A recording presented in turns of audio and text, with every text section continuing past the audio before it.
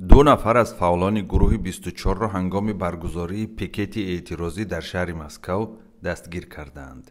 این پیکت اعتراضی 24 ایون بر ضد اشتراک رئیس جمهور تاجیکستان در چاره‌بینی‌های بخشیده به پیروزی بر فاشیسم برگزار شد. به اطلاع مسئولان سازمان مخالفین، در آن تقریباً 10 نفر اشتراک داشتند. امام علی رحمان در نخستین سفر خارجیش در دوره کرونا ویروس به روسیه رفت و 24 ایون در معرکه‌های بخشیده به پیروزی بر فاشیسم اشتراک کرد.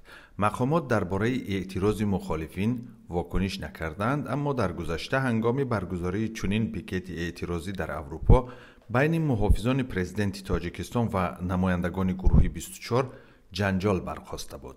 نورالدین رضایی، مسئول بخش روابط خارجی گروه 24 میگوید برای برگزاری پیکت اعتراضی اجازه مقامات روسیه را گرفته بودند. یک روز پیش اجازه دریافت شده بود، ولی گروه دیگر 2 نفر از اشتراکداران را به شعبه پلیس تورسکای بردند. رضایی همزمان گفت با وجود آنکه در گذشته چندی از اعضای مخالفین در روسیه بازداشت شده اند، در آن کشور شماره قابل ملاحظه گروه 24 حضور دارد. در گذشته اعضای گروه 24 هنگام سفر پرزیدنت امام علی رحمان به جمهوری چک، شویتزاریا و فرانسه پیکت‌های اعتراضی برگزار کرده او را برای محدود کردن آزادی‌های سیاسی در کشور تنقید کرده بودند.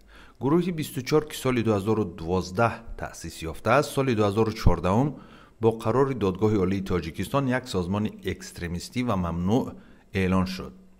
در پی آن 10 نفر در تاجیکستان و روسیه و کشورهای دیگر پس از شوروی با اتهام طرفداری از گروه 24 بازداشت و زندانی شدند. این سازمان را تاجر ناراضی عمر علی قوتوف بنیاد کرده است. خود او سال 2015 در شهر استانبول کشته شد.